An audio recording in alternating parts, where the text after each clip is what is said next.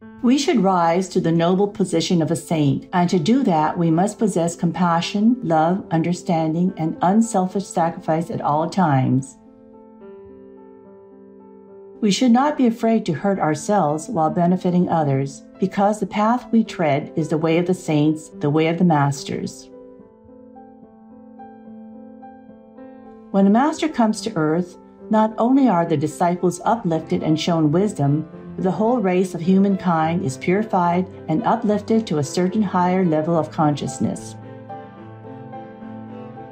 You have to be flexible. That's why we need wisdom and love, not only rules and laws. The law of love transcends everything. Do things with love, with purity and wisdom. That's all I ask of you. Humility doesn't come with the title very humble. It comes from within.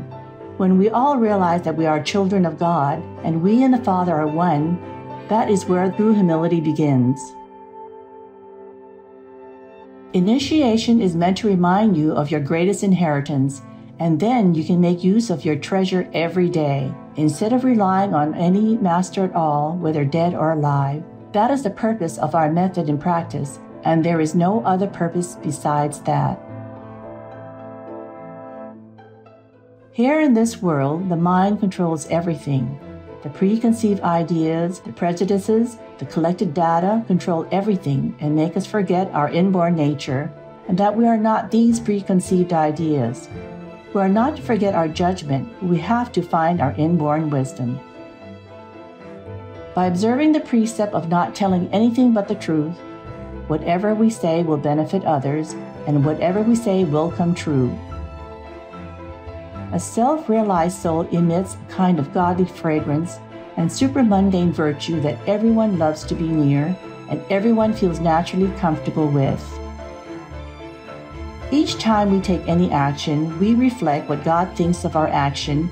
If what we are doing pleases God, then it is righteous. We should think more positively, optimistically, and courageously, and then it will become a habit, for everything is created by the mind. When we help other people, we should say, "I'm doing it in the name of God." Then we will not incur any blessed reward or karmic retribution. After we have purified our actions, speech, and thoughts, everything we do is right and befits the way of the truth. This is why we should pursue spiritual practice.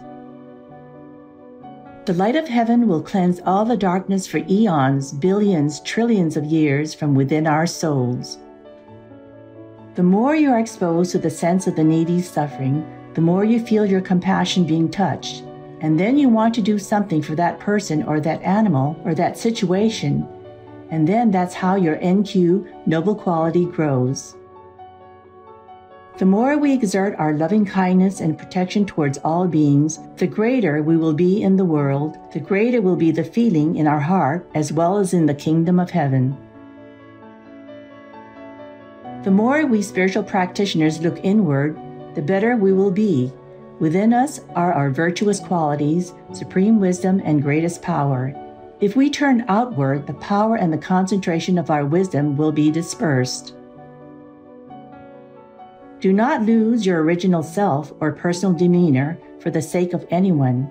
Only in this way can we be original, genuine, and natural. We'll be charismatic, lovely, and beautiful.